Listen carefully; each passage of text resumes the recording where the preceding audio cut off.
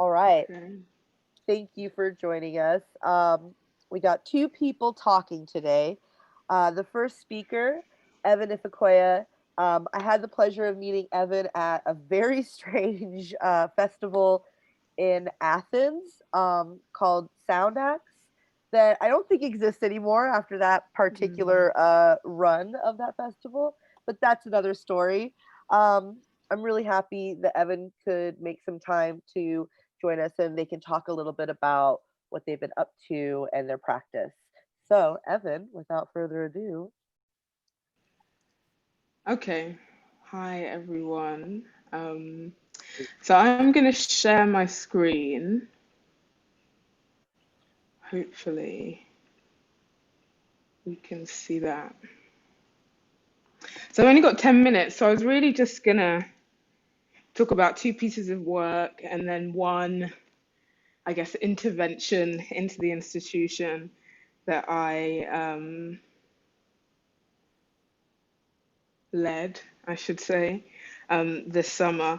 So, and I also wanted to frame my presentation around this idea of cultivating abundance and challenging scarcity.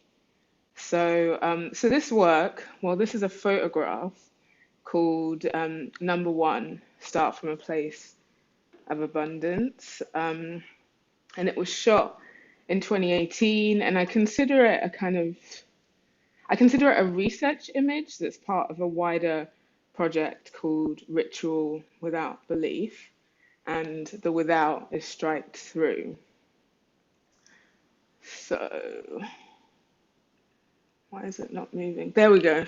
So, in the summer of 2018, I opened the exhibition Ritual Without Belief, and this is an install image from the show.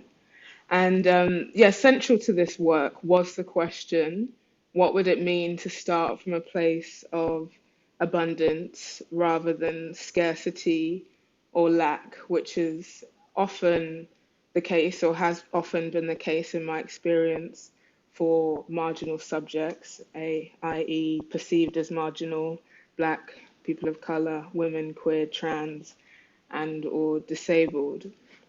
I perceive of abundance as cyclical in nature. It involves replenishment and it is a cup that refills itself.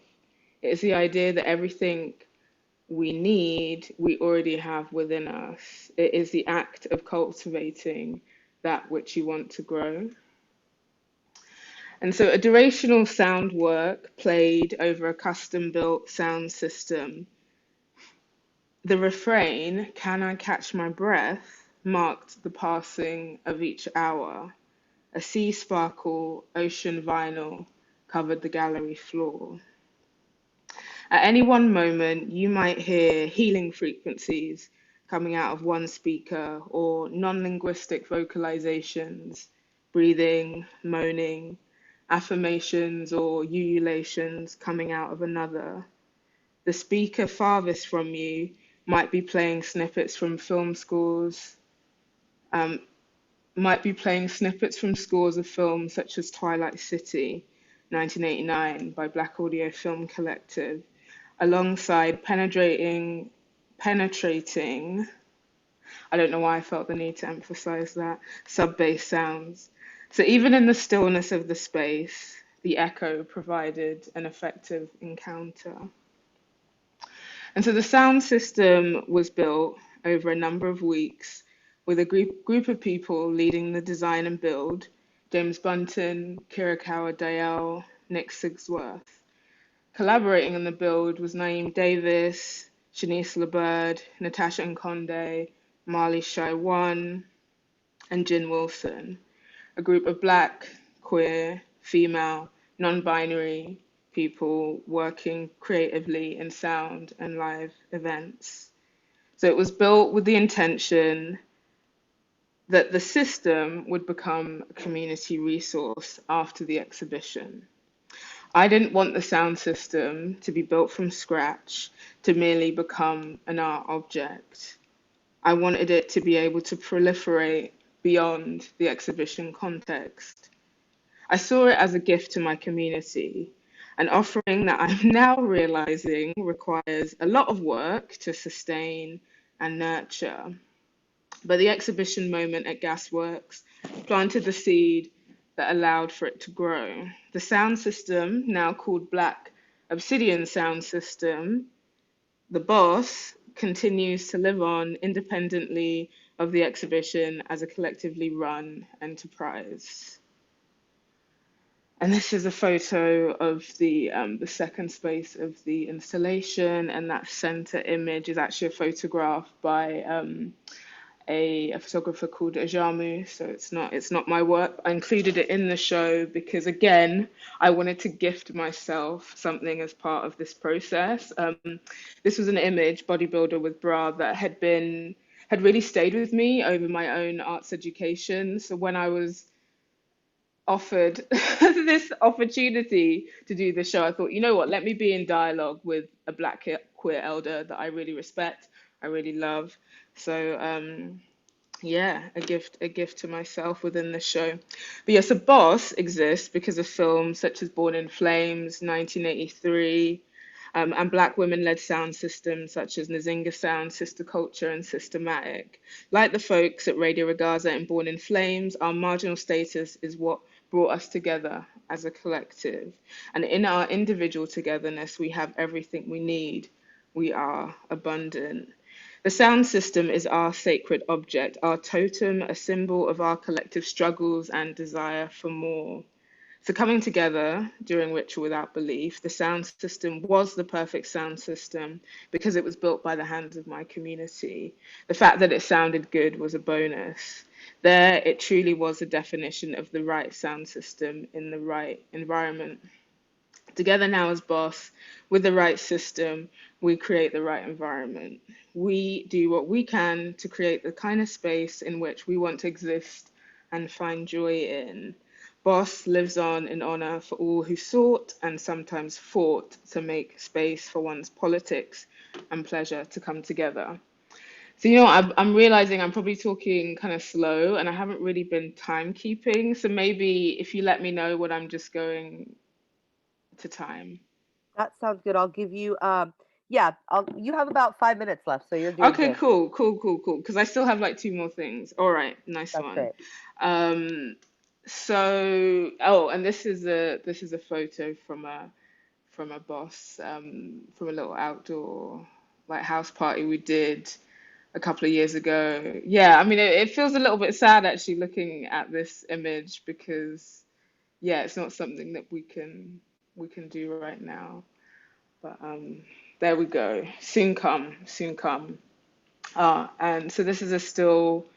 We actually made a short film together last year. This is a still from that. It's called Collective Hum, and we're actually working on another film at the moment. Okay, and then so towards the end of 2019, I presented an installation called Prophetic Map Mark One Tojuba Farabale as part of the exhibition Transformer: A Rebirth of Wonder, curated by Jefferson Hack at 180 The Strand in London. Tojuba Farabale is a Yoruba proverb which loosely translates to look beyond the butterfly that is at the end of your nose. So a reminder that patience and calm can help to see things more clearly, especially that which is right in front of your face. So I created two sound works as part of this exhibition, each tuned to a different frequency. So inside the healing portal that you see pictured, I used the frequency 528 hertz, which is known as the kind of the healing frequency. And so the intention with this work was for it to be simultaneously transformative in the moment of listening and also restorative with repeat engagement. So, even though the science on the reparative effects of 5 to 8 hertz is in its infancy, there is early research which has shown and demonstrated the frequencies ability to heal the body on a cellular level. So this is something that I Yeah, doing a lot of like research and inquiry into at the moment. And I would say that I mentioned these two works because, I would also say that they really inform my I don't consider myself an activist really, but I do teach. I do work in pedagogy. I do work in learning, and I would say that this idea of centering the body and centering embodiment is really fundamental to that practice as well. And something I've noticed in a lot of art schools and have been since I've been teaching in them is the question of presence of Black and POC lecturers, and often that question becomes one of permanence. Because when we are here, what positions do we occupy? Are we in the permanent posts, or are we often in the most precarious ones? And so, yeah, so that's a few more pictures from that installation. And the reality is we often find ourselves in the most precarious ones. And in at the start of summer this year, in the midst of the lockdown, I found myself put in a position where I felt like I had to really make a stand. And so I ended up making public a letter that I'd shared within my department, which is the Department of Art at Goldsmiths. I'm just going to I'm not going to read the whole thing. I'm just going to read a couple of, I'll just read the beginning and the end. So, dear colleagues, and the subject was withdrawing my labor. On Wednesday, 10th of June 2020, an open letter voicing solidarity with precarious BAME. Don't like that word, but it's sort of used within these institutions. BAME, Black, Asian, minority ethnic workers, circulated via email through the Department of Art, Goldsmiths, University of London, where I work. The authors of the letter noted that 5 out of 6 members of BAME staff on the BA Fine Art programme are on fixed term contracts, FTC. The letter sought departmental signatures in support of extending the contracts of BAME workers who will lose their jobs if the college proceeds with its policy not to renew full time contracts. Gonna skip forward. And I end the letter by saying, I refuse to carry the burden of being the only permanently employed Black member of academic staff within the art department a Goldsmiths. To be so within a team of 70 plus people, a tiny fraction of whom are people of colour in 2020 is not acceptable. I refuse to see a vocal number of colleagues reject the option to protect 5 BAME co-workers threatened with losing their jobs. I refuse to receive emails from colleagues that centre whiteness and play out a rhetoric of all lives matter in my inbox. I refuse to receive private emails and messages from colleagues. It's funny to read this. I haven't read this for a while. From colleagues who are anxious to know if I perceive their comments and actions as racist. I refuse to work as a racialized individual who is perceived by my default to shoulder anti-racist work because of the color of my skin. I refuse to continue to absorb racism experienced on an interpersonal, institutional, structural, and economic level. I refuse to let my mental health deteriorate as a consequence of the violence I experience in my workplace. I refuse to let work continue as normal. Evan Ifekoya. And yeah, so I'm gonna just end by saying that I did this because I am exceptional, but I'm not an exception. Thank you so much for sharing, Evan. So great to hear you talk about your work and also to get a little bit of context from that letter. Since, I mean, I know Yes. I saw it and I feel like a lot of people saw it. And as somebody who works within the university, and I have some ideas about that situation as well, but this isn't about me right now. Right now, I'm going to move over to my pal Darris. Now, I'm not doing any bio stuff. I'm just talking about friendships. So Darris, who I met as DA, through my friend, his love Keon, and I found me and DA would like meet up in all kinds of random places in the world. And yeah, but always like when you show up like Darris, I thought this is family. We're having some good family times. So without further ado, Darris Carter. Damn, thank you so much, Nadia. I first saw you on a train in Berlin, and you had this furry, creamy, like hat on, and that's it right there. I was Oh, so you mean shook. this And I was hat? like, yeah, I was like, I am not going to approach this stranger on a train in Berlin and try to talk with them about how stunning their headgear is. And luckily enough, I was with my boo, my love, Keon, and Keon just like walks up to this person, and it's you, Nadia, and y'all know each other. And then I like lose my shit, and it's a good time. But it's been like beautiful meeting up in the world with you, and now like getting to think about theory and art and just like geek out, right? And come for white supremacy when we decide to, because our life is always more than that. um, Yes. so yeah, I teach at University of Arizona. I've been there for a year. I teach in gender and women's studies. But I'm a Black Studies scholar. Like that's it. That's what I do. My work centers Black people. I'm finishing a few projects right now. One is a short book that I'm co-writing with a former graduate student of mine called Patriarchal Blackness, where we're like using pop culture and pop culture criticism to think about the moments where patriarchal politic is folded into like a progressive race politic, to essentially get folks to shit on women, femmes, queers, trans folks, under like the broader banner of collective racial progress or Black progress.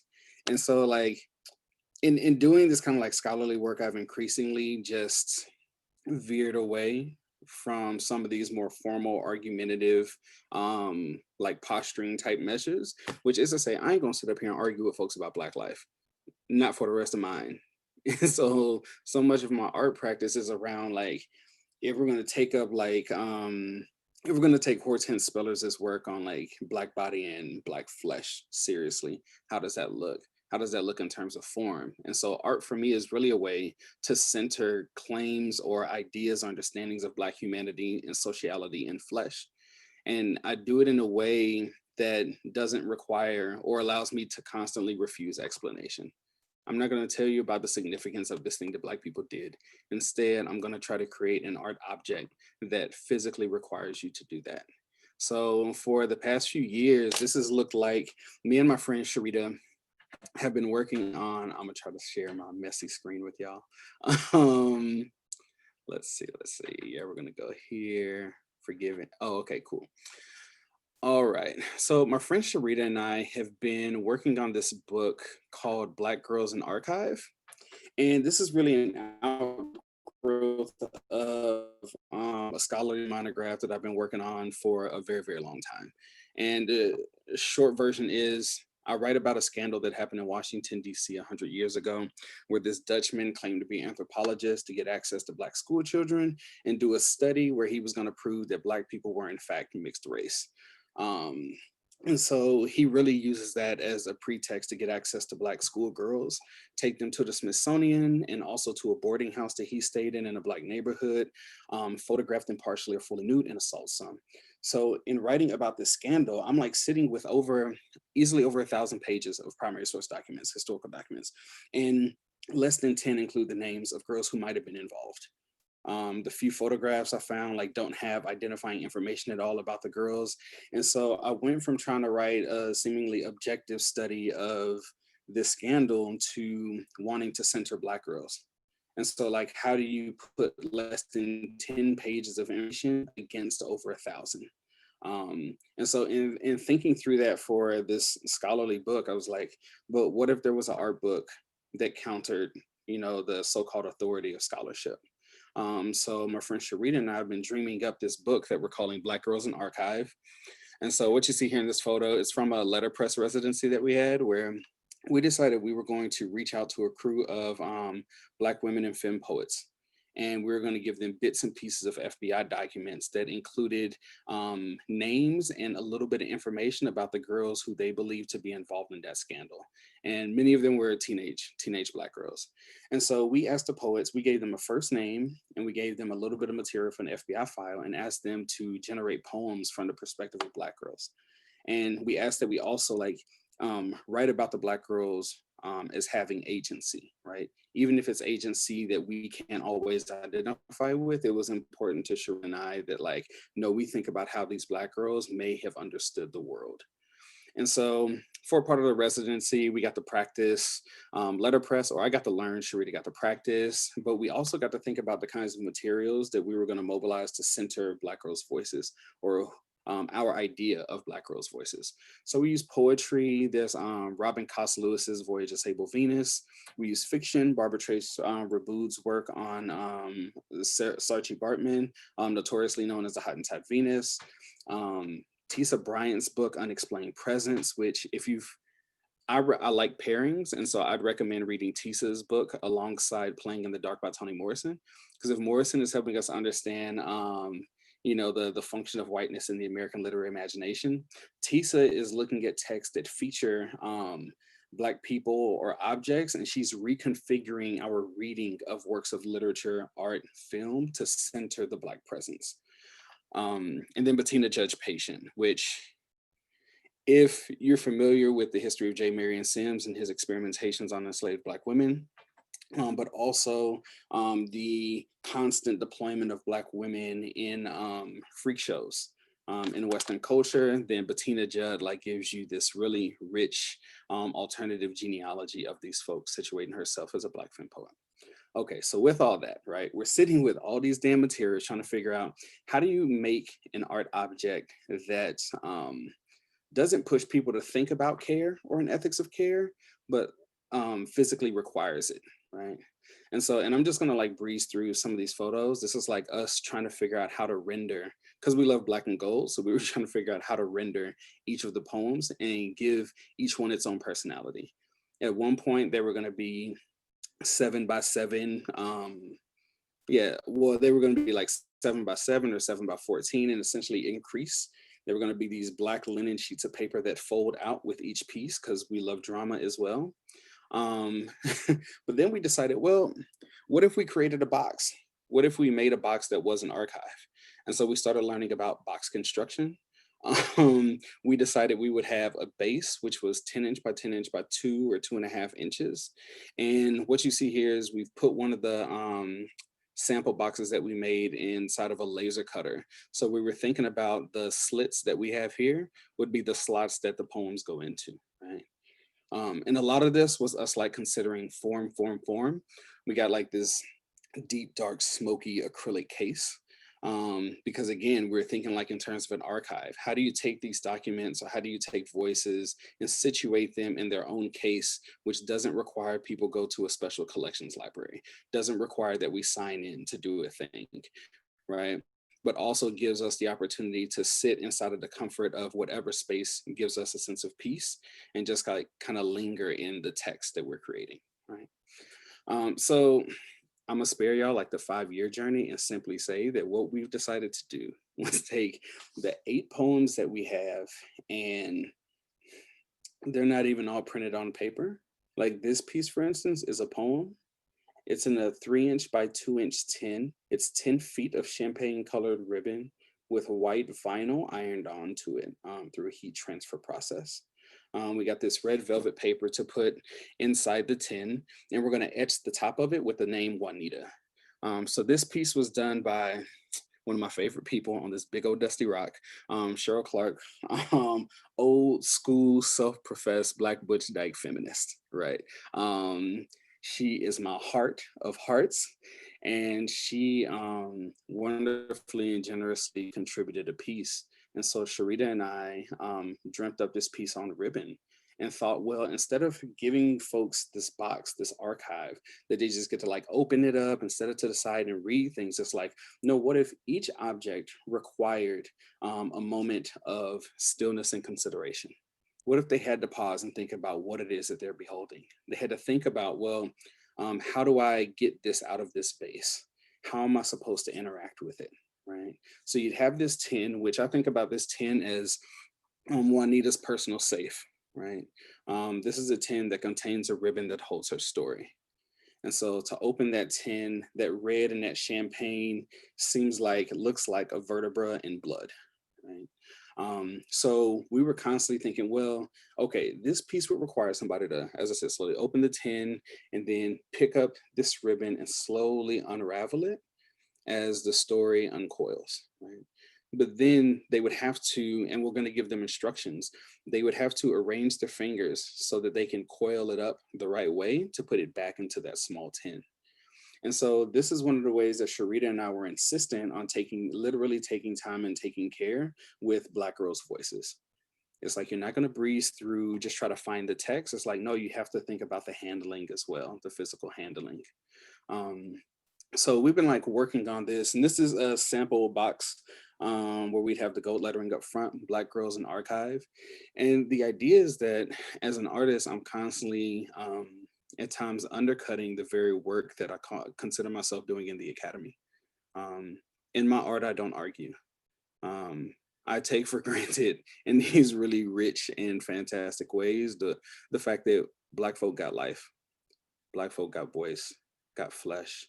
Evan, I love your work on sound. It's so compelling to me. And I'm just like, yes, yes, yes. I had a whole conversation with my dad about subwoofers and bass and resonance, right? And how, y'all bear with me because I go all over the place sometimes. And also how, like Tina Campt and Listening to Images talks about how we feel images, and how we hear images, right? Even before we see them. And so much of my art practice is like, okay, how do we come to know in and through and with the body, before we do this whole like critical project of thinking through some shit. And Black Girls in Archive is the project that has helped me do that the most in the last few years. But I'm also working on for the next year this project called Black Revelry. Um, and Black Revelry is a project that's in honor of my favorite painting, which is titled Sugar Shack. Actually, I should just pull it up for it. Do y'all know? Are y'all familiar with Sugar Shack? I know, but maybe just show it just so to have a reference point in the conversation. Okay, yeah, this piece, and this is a painting that I remember seeing as a kid. Hold on, I think I have it on my desktop. Um, I grew up obsessed with this piece by Ernie Barnes. And all right, let me share here. All right, so this painting, yeah, so I grew up obsessed with this painting. Since I was 4 years old, I don't remember the first time I saw it, but what I recall is that when I was 4 years old and my family was living in Southern California, my parents would invite their friends over, typically on weekends, to play cards, listen to music, drink, eat, kick it, have a good time. My brother and I, because we're four, of course, couldn't hang out with all the adults, right? And mind you, this is like, I knew so little about the world that I was confused when I saw a pina colada because I thought, why are they drinking glasses of milk with all this ice in it? And I just didn't know it was a pina colada. But, so that version of me is 4 years old and sitting on the steps, ear hustling with my brother. And so we're sitting on the steps at precisely that juncture where like the light gives way to the shadows as you go upstairs. And we're just like trying to listen to everything. Now, for whatever reason in my mind, as I grew older, the scene that I imagined was the Sugar Shack. It is a physically, sonically, and a visually impossible, right? Impossible scene, right? In that house. But when I thought about like grown or adult Black culture, like that's what I thought about. And so Black Revelry is my moment as an artist to like sit with, and again, not try to be an authority on the history of that painting, but to think about the various modes of sociality and Black sociality that it evokes for me. So I'm collaborating with a couple institutions in Amsterdam between now, well, yeah, for the next 12 months. Also some writers and two dancers and a DJ. And over the course of the next year, we'll have first the Black Revelry Quiet Storm show.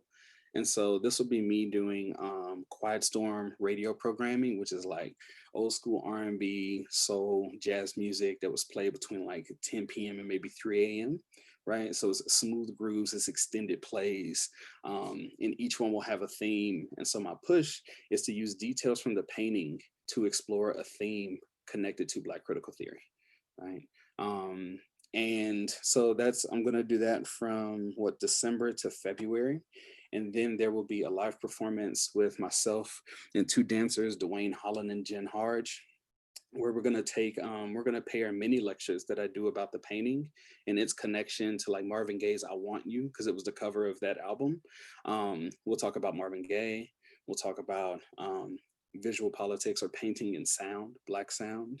And the idea is that as I'm doing the lectures, they're going to be dancing, right? And their dances are based on details of the painting, just like my remarks are based on details of the painting. And the entire time, which initially we envisioned it as something that happened in the space, a performance space that was packed with people. We got a whole ceremony around serving Hennessy at the beginning of the performance and throughout it. And so now we're rethinking that because of COVID. But the idea was to pair the lecture and the dances with this projection of the painting in the background and Marvin Gaye subtly playing the entire night. And then have DJ Lene Denise in the performance with a mix, right? So we would go immediately from this dance slash talk into a dance party, where hopefully we can take our version or rendition of that energy from Sugar Shack and manifest it in our own ways. And then it ends with a publication with a few writers. Um, but those are the art things. Working, thinking with Black folk, and constantly refusing argumentation and lingering in description. Really fleshy, lush description of Black life. Thanks for that, Darris. That was great. Also, I got some requests that you can maybe post the names of the books that you put for some of the for the peanut gallery, which also I always use that term. That is not a great term to use. Do you know about that? I just found that out. Anyway, that's another thing. Okay. Um, so thank you. Would like to open it up for Lulu and Percy and Liddy to come and ask questions. And but first, would you guys like to ask each other any questions about your presentations? Hi, yeah, I can come in. Yeah, wow, Darius, like that. Yeah, the way that you are working with archival material, yeah, that really resonates because, yeah, I'm also somebody whose work often starts with an archival investigation, but it's less so visible. But yeah, so to see how you are working with that to create these, like you said, these objects which kind of encourage and because I don't want to use the word enforce, but really kind of create this container to be with a Mhm. moment and to be still, like you said, with these girls' lives, but also, as a viewer, you're really spending time and slowing down. Yeah, no, that's really gorgeous, just to be able to, within the form, it be the thing that happens, the care is enacted through the form. Yeah, that's just yeah, that's really, really gorgeous. And but yeah, in terms of a question, I guess with that project, how does um, I mean, how does one interact with it now? Like, is there a moment beyond the exhibition where a viewer can interact, or like, what's the process now that people are able to interact with these Yeah. So, items? um, yeah, it's first, thank you for saying such wonderful things. I really appreciate that, and I received that. Like that's, yeah, so much respect. Um, at this point, Sharita and I, well, most of the materials are in Portland. That's where Sharita's based. I just finished a residency out there last month, where we essentially, and this is the thing that's really good for us, but also very dangerous, is that we spend months kind of thinking and arranging and scheduling our things, and then the moment we get together, we spend maybe a few days just dreaming up or revisiting what we've done before, but then thinking about ways to update, right? And that's always dangerous because at one point this was going to be like a standard, like staple book featuring some poems and maybe some images that I redact. And now it is a 10-inch by 10-inch by 10-inch black cube. Those slots that we, cut into the base on that laser cutter, insufficient, because now we have a 3-inch by 2-inch by, half inch 10, right? Or now we have, these other, there's one piece that's very small. It has a blue velvet paper, a piece of vellum, like there are all of these techniques. And we just decided, well, what we're going to do is we're going to insist on the incompleteness of this book. Every single version of it will be a draft. In the next few months, we'll have, a publishable version. The edition size will be 50. Some will sell to institutions. We'll give to each contributor their own copy. And we may have a couple that we put in shows. We really hadn't decided on that because we are, it's going to be very limited in terms of who actually has one. But we've also identified some artists and scholars who we want to gift copies. Right? And so, part of, if I had an artist statement, it would be I make care packages for Black people. And so with this being one of the first I care love packages, that. I think we're thinking about where and how these pieces can have homes. But there will be a show in Portland. And yeah, there will be a show in Portland that features a draft of it. And other than that, Sharita and I will have some copies and people can arrange to come and see and sit with the archive if they want to. Yeah. Thank you. Yeah, that sounds great. I really love this idea of drafts. So I have one question I wanted to ask Evan about. Evan's been doing this series of sound baths on Instagram. And I know it's like, I don't know how public you consider your Instagram page, but it's been such a nice gift. I really like to do a sound bath, and I want to hear a little bit about that process and like how, because I mean, sound is something that you share, and especially in your work, like it's really collaborative in the way that we're listening together. And now you're doing this thing where you're giving a sound, but like, how are you like in your moment, like using sound on your own during lockdown? Oh, yeah. No, I mean, yeah, sound is always, it's always kind of, it's kind of within my, I mean, it sounds really cheesy, but it's in my veins. Like it's kind of comes from, it's kind of something that where am I going with this? But I mean, I wish I could show you the wall on the right of my living space because it has I mean it kind of sums it up really. So, on the left is is this like crystal sound bowl. Then there's a grill from like a broken grill from the sound system. Then there's like a number of like rattles, drums that I got, from Lagos. There's a talking drum, there's a sacred drum, and so for me, um, this is stuff that's part of my daily practice, like so as well as being somebody who's very invested in, club culture, raving, all of that, that's why I created a sound system. I'm also just very interested and deeply believe in the power of sound to heal, like I said, on a cellular level. And I also work with sound as a way of like clearing and moving energy. So the role that sound plays in my life is like, it's like it's in every single nook and cranny and crevice, It's and more I've like also got asking, like, where is it sound? yeah, exactly. Like I've got a huge set of speakers, so I can rave at home. I've got my disco lights, so that's taken care of. And then I also have, yeah, like my sound bowl. And so I started doing this on Instagram because, yeah, like I say, like it's doing so much for me. I've got a little bit of time, like maybe it'll do something for somebody else, So just 11 a.m. I just go on live and yeah, I do I just do the thing and it grounds me, it centers me, and in this moment I'm just like what are the ways that we can yeah, we can support each other in that. And, I'm in a place where, like I said, I feel, I believe that I am abundantly resourced. What I don't have, it finds its way to me. I believe that. So I'm also, how can I also give some of that back, share some of that? I mean, it sounds kind of woo-woo, but that's what it is for me. No, it's great. I appreciate it. Thank you. Up.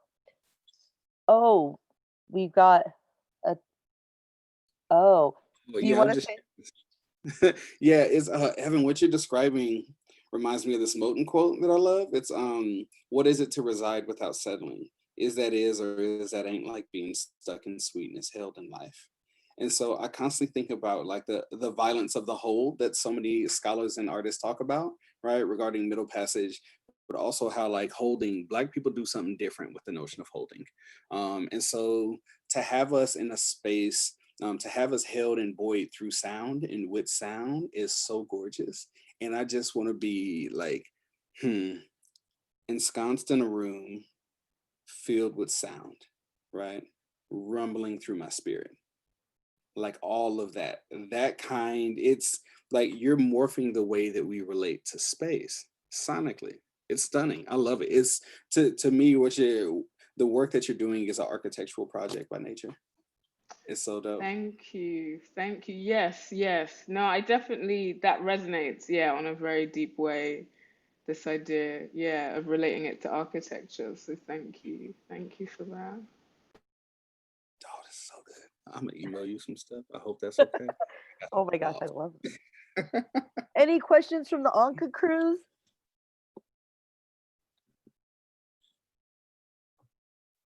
Thank you. It's so great to hear about your practice. I really appreciate you taking the time to talk us through it. I feel very inspired. I wanted to, Evan, it was really interesting to hear you talking about centering the idea of ritual in your projects.